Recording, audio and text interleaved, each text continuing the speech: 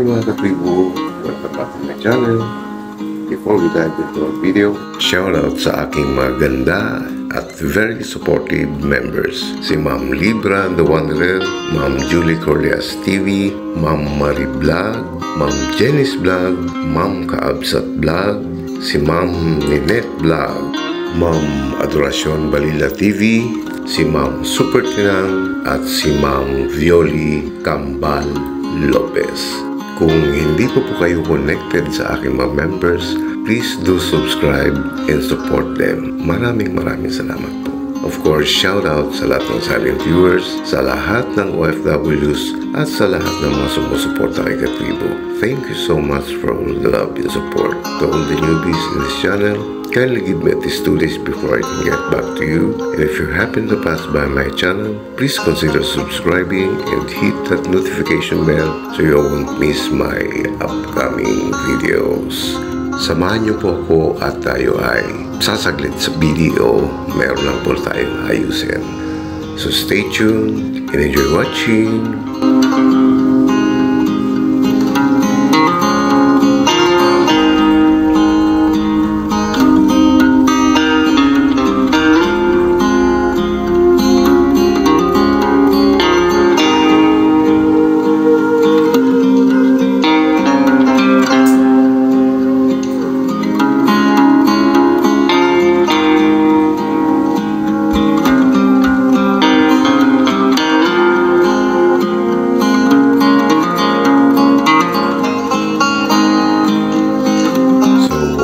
Nandito lang po tayo at tayo ay papasok na. Nasa loob po ng mall yung pupuntahan nating branch ng video.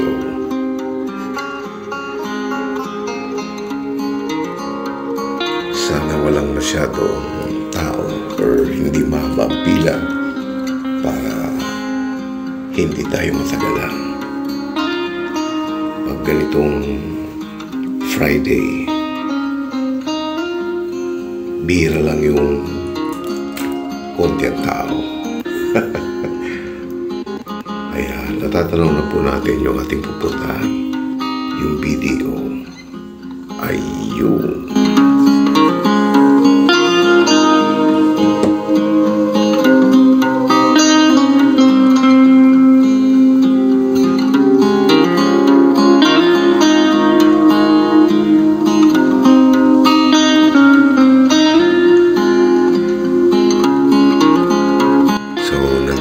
Tayo at tayo ay pipila na. My goodness, akala ko walang kapila-pila. Nakatago pala yung upuan. My goodness talaga. A few moments later. Ayan po, pagkatapos natin pumila ng, actually hindi few moments later, 1 century later. At dahil medyo natagalan tayo sa loob, nakakagutom maghintay, kaya maghanap tayo ng something hot na may enjoy natin. Ayan, dito tayo. Susubukan natin yung kanilang bestseller na ramen. Balitang masarap, kaya susubukan din natin. Naku po, may sumilip na gwapo. Ayan, dumating na po yung ating in order. Ito po yung dalawa sa mga bestseller nila. Amoy pa lang, panalo na. Lalo na siguro kung matitikman natin to.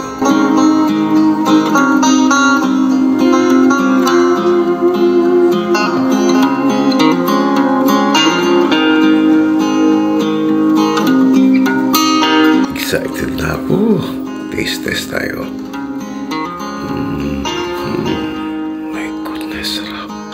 Napakalasa niya. Tsaka ang bango-bango niya. Talagang malalanghap mo yung aroma ng bawat ingredients. Pag subo mo, it explode inside your mouth. Different kind of spices, malalasahan mo, sarap. Ang sabaw, panalo din.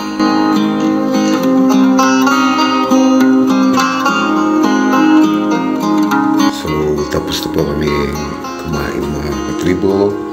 At syempre, bago tayo umuwi, dadaan muna kami ng Jollibee para mabili naman ang pasalubong si Liam Klein namin.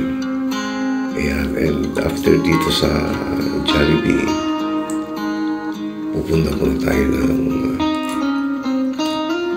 butika at tayo ay may bibiling importanteng gamot.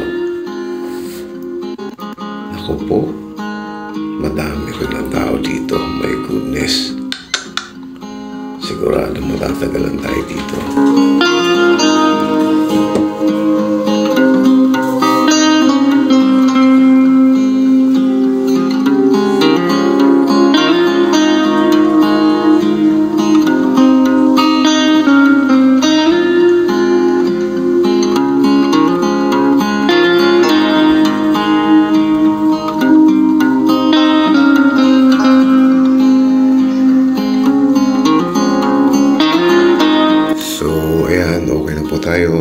Kaya tayo ay maglalakad papunta sa butika at bibili ng mga importanteng gamot. Dapat kasi sa bahay meron din tayong mga stock na mga simpleng gamot lang, sa ubo, sa sipon, sa lagnat, alcohol, para if ever na hindi magandang pakiramdam, meron tayong magagamit. Oh my goodness, kasasarap talaga ng mga tinda dito sa Goldilocks. Ayan, palabas na po tayo ng mall. Magmarites po tayo ng konti. Maniniwala ba kayo na walang Mercury Drug sa kahit saang branch ng SM Malls? Kung hindi nyo alam, assignment nyo yan. Comment down below kung bakit. Yun, doon po tayo pupunta sa likod ng signboard na yan na kulay pink. Yan, nandun po yung branch ng Mercury Drug na pupunta natin. Ayan, dadan tayo sa pila ng tricycle. As you can see, wala pang masyadong traffic kasi maaga pa. Oh, wow, ganda ng sunset. Ayan, medyo padilim na, tumadami ng sasakyan. Kita niyo naman kanina, tuman tayo doon sa may pila ng tricycle. Wala pa siya masyadong sasakyan, pero tingnan mo naman yan. Ilang metro lang yung nilakad natin. Bumuhos yung volume ng sasakyan. Kaya nandito po tayo sa branch ng Mercury Drug at tayo ay bibili muna ng mga importanteng gamot. I mean, hindi naman pala akong bibili. Yung darling ko, i-enjoy muna natin tong ganda ng sunset. Grabe, oh. Ayan. At siguro ako'y maghanap din ng magandang pwesto kasi maraming tao sa loob ng Mercury Drug. Kaya sightseeing muna tayo dito. Ayan. Papadilim na. Rush hour na. So, dumadami na yung sasakyan. Pagkatapos po dito, tayo ay uuwi na para hindi tayo masyadong abutan ng traffic.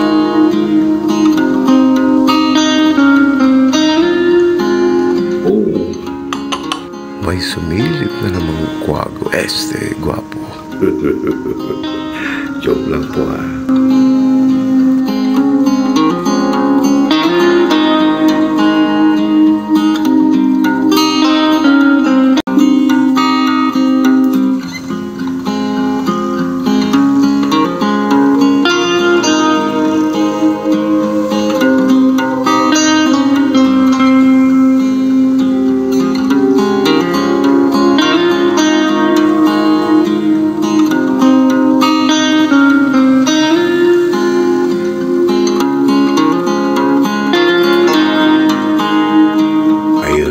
Sinasabi ko, mahirap ang sasakyan. Kung napapansin nyo, wala pong masyadong dumadaan paakyat. Maybe traffic po sa SM Masinag. Ayan, dumarating na po sila, bubuhos na. Pag tayo nakatsyempo, makakasakay din tayo. Hindi ko kasi dinla yung helicopter, walang paglandingan. Oh yeah, sabi nila Labs Machete Butching, ni Pretty Florence, ni Pretty Kelly, at ni Lalabs Jabilino. Oh yeah, ayan o, bubuhos na yung masasakyan, pero hindi tayo makasakay dahil punuan na. My goodness, mabuting lang, maganda yung nakikita natin sa harapan natin, no? Hindi yun. Ito, magandang ilaw, oh.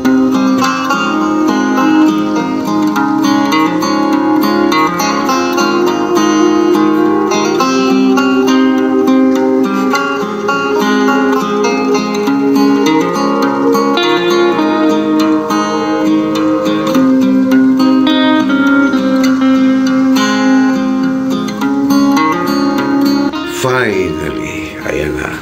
Nakasakay na tayo. Humaharap na tayo. Pero gabi na. As you can see, traffic na. Just enjoy the ride. Oh yeah.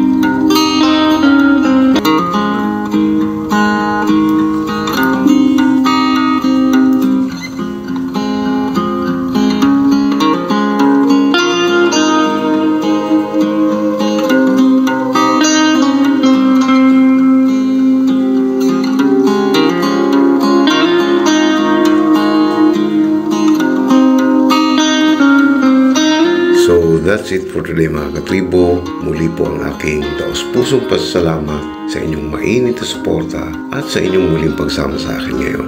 Maraming salamat po. If you like this video, kindly give a thumbs up and please share it to your family and friends. Mag-iingat po tayong palagi sa ating pang-araw-araw na pakikipagsapalaran sa buhay para sa ating mga pamilya. God bless us all and see you on my next video. Woohoo!